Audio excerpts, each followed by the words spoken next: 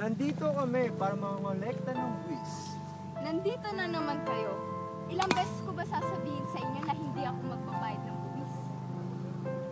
Sandali. Ito po ang buwis na hinanap. Maraming salamat. Mag-timpi. Mas gugugol ka kung maghintay ka na 10 taon sa usapin yan kaysa magbayad ka ng buong taon sa mga pati. Marami babayaran ka nila sa mga kasama. Isipin mo na lang natalo ng 30 piso na yun sa square. O kaya nahulog sa ilog at kinain ng buhay.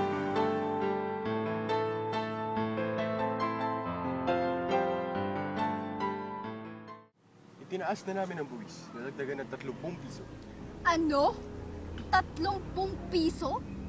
Grabe naman ata kayo, hindi ako papayag dyan. Wala kang magagawa. Kailangan mong magbayad. Ama! Ang buwis na sinisingil ng mga praile, tumaas na naman. Pasensya. Ipagpalagay mong lumaki ang buhaya. Putris na mga pari yan. Nakakainis sila. Hindi ako magbabayad ng buwis sa kanila. Naglingkod ako at naglilingkod ako sa hari gamit ang aking salapi. Panahon na ngayon para humingi ng tulong sa kanya. Hihingi ako ng katarungan.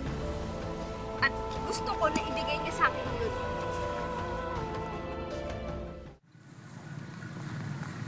Ama, naisip ko na kung pag-aralin ko kaya si Huli sa Maynila katulad ni Basilio. Ngunit ang problema ay yung binabayaran nating buwis. Naisip ko na rin yan. Magpaumanin ka. Ipagpalagay mo na sumama ang kamag-anak ng mga buhay. Anak, huwag kang mag-alala. Pag-aaralin kita sa Maynila katulad ng mga dalaga sa bayan. Handa ako ipagbili ang aking alahas. Ipagbibili ko kagad ito sa ating pinakamayamang kapitbahay bilang dagdag sa pantubo sa aking ama. Alam ba, Huli, ko anong pwede mong gawin? Isanla mo ng 250 piso ang bahay upang mapunan ng kulang. Pinalak na rin po namin yun, kaso wala pong may gusto. Mabuti na alampot nakahanap ako ng matandang may mabuting loob at naawa sa akin. Papahiramin niya ako ng pera para matubos sa aking ama. Ngunit naninilbihan ako sa kanya. Apo, hindi mo kinakailangan magpalo. Maraming paraan. Kung aalis ka, akit ako ng gubat at hindi tututun ng palo. Ngunit makikilala niyang mas pipiliin ko ang masanla ang sarili ko kaysa sa masanla ang lakit na bigay niya sa akin.